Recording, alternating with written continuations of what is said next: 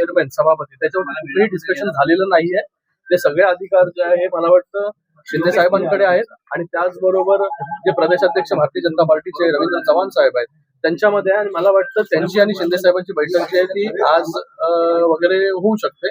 त्याच्यामध्ये जे आहे बाबा त्या ठिकाणी महायुतीचं सत्ता स्थापना कशा प्रकारे करायची, कोण महापौर कोण उपमहापौर कोण कुठले कुठले चेअरमॅन होतील हे त्या ठिकाणी ठरवलं जाईल. ठाकरेंकडे जे 4 नगरसेवक ठाकरेंकडून गेलेले आहेत, मनसेकडे 2 गेलेले त्यांच्या चिन्हावर लढलेले आणि त्याच्यानंतर 2 नगरसेवक जे आहेत ते आता दिसत नाहीत. ते 4 नगरसेवक तुम्हाला पाठिंबा देऊ शकतात? आता आम्हाला त्याच्याबद्दल तुम्ही विचारलं तर आम्ही कसं सांगणार ते 4 नगरसेवक त्यांच्या म्हणजे तुमच्या 4 संपर्कामध्ये असं म्हटलं जातंय. नगरसेवक नॉट रिचेबल आहेत, दिसत नाहीत. तर ते तुमच्या संपर्कात आहेत कुठेतरी का? फिरायला गेले असतील मला वाटतं. अच्छा, पण महापौर तुमचा बसेल हे तुम्ही सांगता? अरे मी बोललो तुम्हाला महापौर उपमहापौर किंवा कुठलंही चेअरमॅन हे जे आहे मला वाटतं शिंदे साहेब आणि त्याचबरोबर प्रदेशाध्यक्ष रवींद्र चव्हाणजी हे बसून जे आहे त्या ठिकाणी ठरवतील. आणि सगळीकडे कल्याण डोंबिवली महानगरपालिका असेल किंवा उल्हासनगर असेल इथे सगळीकडे महायुतीचा जो आहे हा महापौर बसेल. कोणाचा महापौर बसेल कोणाचा उपमहापौर बसेल जेव्हा हे वरिष्ठ नेते बसतील त्या ठिकाणी आपल्याला माहिती पडणार की उल्हासनगरमध्ये काय होईल आणि कल्याण डोंबिवलीमध्ये काय होईल.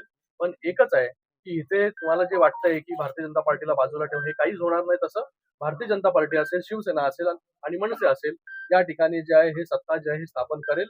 आणि उल्हासनगरमध्ये देखील शिवसेना असेल भारतीय जनता पार्टी असेल त्याचबरोबर वंचितने आम्हाला अगोदरच सपोर्ट त्या ठिकाणी दिलेला आहे. ह्या सगळ्यांचा मिळून जो आहे आणि साई पार्टीचा एक नगरसेवक आहे आणि एक अपक्ष आहे तर हे सगळे मिळून जे आहे त्या ठिकाणी सत्ता स्थापन करणार आहोत. सगळ्यांनी जर एकत्र आलं सत्ता स्थापनेमध्ये तर मला वाटतं त्या ठिकाणी होणारं डेव्हलपमेंट जे आहे त्याच्यामध्ये कुठेही आडकाठी येणार नाही. चांगल्या प्रकारे जे स्टेबिलिटी त्या ठिकाणी राहील आणि सगळ्या गोष्टी ज्या आहेत ते व्यवस्थित सगळ्यांनी सपोर्ट करावा असं